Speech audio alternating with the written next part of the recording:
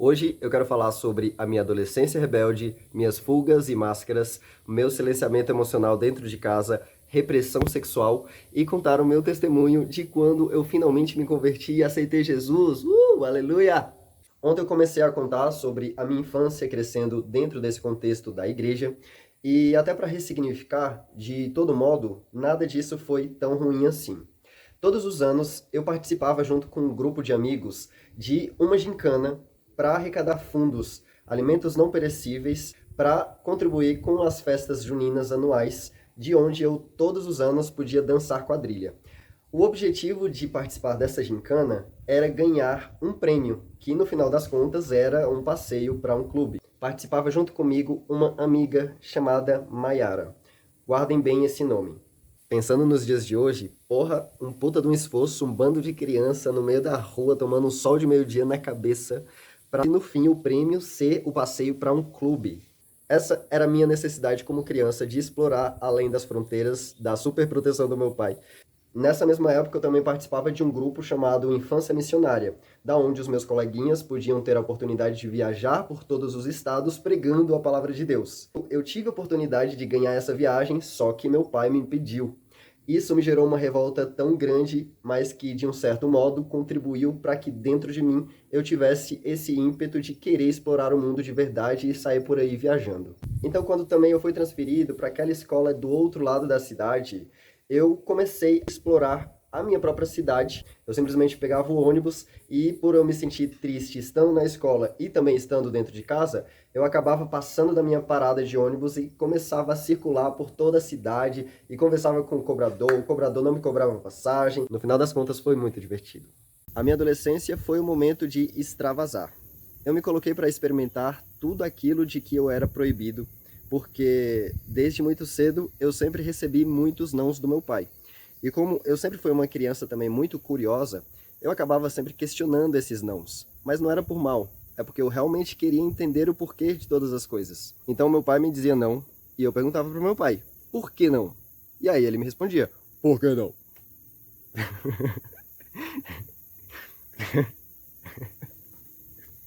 Te amo, pai. Não pensem vocês, adultos, que as crianças elas são seres meramente inocentes e bobinhas, de que a gente pode manipular o tempo todo. As crianças elas têm uma percepção e uma esperteza que, ao longo dos anos, quando a gente começa a virar adulto, a gente vai perdendo, principalmente por causa das distrações e também do senso comum que a gente geralmente começa a acatar e começa, de certa forma, a emborrecer. A gente perde essa curiosidade infantil de questionar para tentar entender o porquê de todas as coisas. Eu desde sempre muito observei o comportamento e a educação para com os meus dois irmãos também. E pude perceber as atitudes e a voz da minha irmã mais velha sendo tolhida e se submetendo, assim como a minha mãe. Já com meu irmão, a educação dele sempre foi uma liberdade que chegava a quase uma libertinagem. Meu irmão, ele tinha a liberdade de fazer todas as traquinagens possíveis, com quem quer que fosse. No nível de, por exemplo, traumatizar uma tia minha no período de gestação através de uma lagartixa de borracha. E se você está rindo dessa situação, essa situação não é uma situação engraçada. Imagina que essa situação pode ter, inclusive, traumatizado essa criança que hoje a minha prima está na vida adulta. Outras situações que eu poderia citar seria o apedrejamento de cachorros ou tacar fogo numa ninhada de gatos. Mano, se desde criança você não educa a ela ter empatia por um simples animalzinho de rua, como é que essas crianças elas vão crescer tendo empatia por um ser humano? E claro que eu podia ter todos os conflitos em relação à minha identidade que fosse, e uma vez que na adolescência, percebendo a falta de liberdade para com a minha irmã e a total liberdade para com meu irmão, de uma coisa eu tinha certeza, eu tinha um pinto. Então, como homem, eu também podia desfrutar dessa mesma liberdade. Então, de certa forma, eu acabei pegando carona na libertinagem que eu via que o meu irmão tinha dentro de casa. Não fazia mais ou menos sentido estar na igreja católica. Naquela época eu já me relacionava e ainda que eu estivesse profundamente apaixonado ou extremamente decepcionado, eu vivia todas as minhas emoções sozinho. Eu comecei a trabalhar já com os meus 16 anos de idade e meu primeiro emprego foi o McDonald's e naquela época a minha principal intenção era estar mais longe de casa possível para que dessa forma eu pudesse vivenciar a minha vida dupla. Se eu ousasse contar a respeito dos meus sentimentos e dos meus relacionamentos dentro de casa, eu já sabia que eu poderia passar pela régua da moral e dos bons costumes e ouviria todo aquele blá blá blá de sempre. Eu sabia quais eram as regras dentro de casa, e ainda assim, se eu fosse verdadeiro, honesto e sincero, ainda assim eu poderia ser julgado. Então eu preferia vestir uma máscara. E essa máscara era uma máscara que eu me colocava como alguém autoconfiante, de que eu não precisava de conselho de ninguém, que eu sabia exatamente o que eu estava fazendo. Eu só levava as situações alegres para dentro de casa. E ainda assim, quando eram bem inconvenientes, né? Porque era perigoso, a minha felicidade, né, não podia ser realmente expressada e mostrada, porque poderia causar, né? E a mesma história, ser julgado, blá blá blá. Eu sempre ergui a minha cabeça com essa máscara de autoconfiança e por reatividade e também defesa, eu não deixava com que ninguém me acessasse. Essa minha fase de avacalhação, ela me distanciou muito do meu pai. E essa minha atitude, ela gerava duas coisas recorrentes na minha vida que eram como círculos repetidos. A primeira, eu sempre gerava conflitos dentro dos trabalhos em que eu estava. E por mais que eu mudasse de chefe, sempre era a mesma situação. Eu gerava conflitos com o meu próprio chefe. E a outra situação é que eu cultivava um profundo vazio interno, uma profunda falta, né, dessa energia de proteção, de limites e talvez de disciplina, que era a energia que meu pai, né, mesmo que a ferro e fogo, ele me colocava. Só que naquele momento eu não podia abaixar a minha cabeça porque eu era uma pessoa extremamente ferida. Chegou uma fase em que eu estava bem cansado de ser o rebelde sem causa e que eu precisava, sei lá, talvez por sentimento de culpa, né, que eu de fato cultivava em mim, eu precisava de estar, sei lá, de volta na igreja, né, era o que eu estava acostumado, era onde eu realmente recorria, né, alguma orientação, alguma busca, onde eu me colocava num estado, né, de submissão, que era o que eu estava mais acostumado. E esse costume, na realidade, estava muito vinculado à fidelidade que eu tinha com as mulheres da minha família, porque elas agiam dessa forma.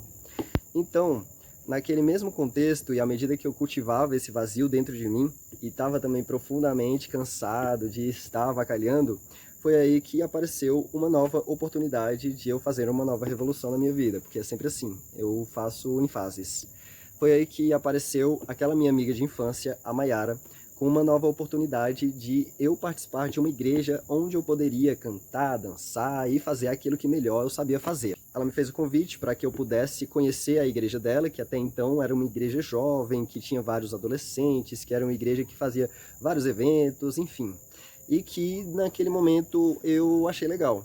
E com uma proposta também, né, de participar de um encontro com Deus naquela época, né, tinha muito aquela, né, vinde a mim os cansados e aflitos, os que estão sobrecarregados, e aí eu peguei, bora lá, vamos! Naquele momento foi a primeira vez que eu escutei a palavra propósito, e dentro de todo aquele propósito de prosperidade que eu via, né, acontecer ali daquela igreja, eu sabia que eu precisava seguir algumas regras. Para quem não sabia para onde estava indo, não sabia o que estava querendo, como eu estava completamente perdido, essa foi pelo menos uma direção, né, de algum lugar para me poder ir. Passar no concurso público, casar com uma varoa e pagar dízimos todos os meses. Lá eu passei vários anos e foi um momento legal e que me fez realmente ter um centramento. Eu consegui ler a Bíblia por 2 vezes, a Bíblia completa, e eu era muito dedicado, eu era realmente bem engajado nas atividades lá.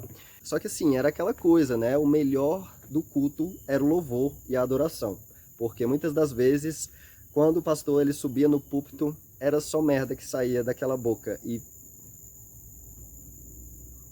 pelo amor de Deus, muitas ações que são realizadas ali eram mais egóicas do que, de fato, o Espírito Santo agindo naquelas pessoas. Se a mensagem que Jesus deixou ela é baseada no amor incondicional, então que seja uma mensagem que seja para unir e não desunir e separar as pessoas, não é mesmo? E lá eu me sentia muito profundamente tocado com inúmeras coisas que eu absorvia e gerava muitos sentimentos de culpa, e dessa forma eu cometia inúmeras autoviolências comigo mesmo, tentando me encaixar Nessa mesma época eu participei de um grupo de cura gay. Foi muito mais frustrante do que legal. Lá eu pude aprontar algumas coisas, mas sabe quando a sua própria integridade ela grita? Porque eu estava ali para buscar algo maior e essa separação entre espiritualidade e sexualidade sempre foi uma coisa muito complexa, sabe? Tipo, eu sempre senti que quanto mais eu reprimia a minha sexualidade, mais ela se estourava numa compulsão e um extravasar de que eu depois virava um bicho sem controle. Mas essa fase foi uma fase legal, porque eu aprendi de fato a entrar em contato com Deus de modo direto, sem precisar de intermediários. Então, a minha oração, ela na verdade passou a ser como se fosse uma cocriação. E então eu comecei a intencionar inúmeras coisas que eu queria e visualizava e fazia inúmeros exercícios. Na real, realmente misturava mais magia com oração do que tudo, né? Mas eu fazia isso tudo intuitivamente e era só eu e Deus e o meu papo reto com Ele, porque só Ele que conhecia o meu coração. Eu sempre fui profundamente aberto a estar na espiritualidade, só que o mal, cara, das igrejas é a distorção por causa de homens que são completamente preconceituosos e distorcem, né, tudo que está na Bíblia. Enfim, teve um momento que a minha vida estava muito boa, eu estava muito bem empregado, estava viajando para todo lado, e teve uma fase que eu também me cansei, e aí eu acabei saindo da igreja, até porque as minhas próprias buscas, principalmente pela minha vida profissional, ela conflitava com aquilo que o pastor, os meus líderes queriam que eu fizesse. Era muito conflitante porque eu deveria obedecer, simplesmente acatar, enfim.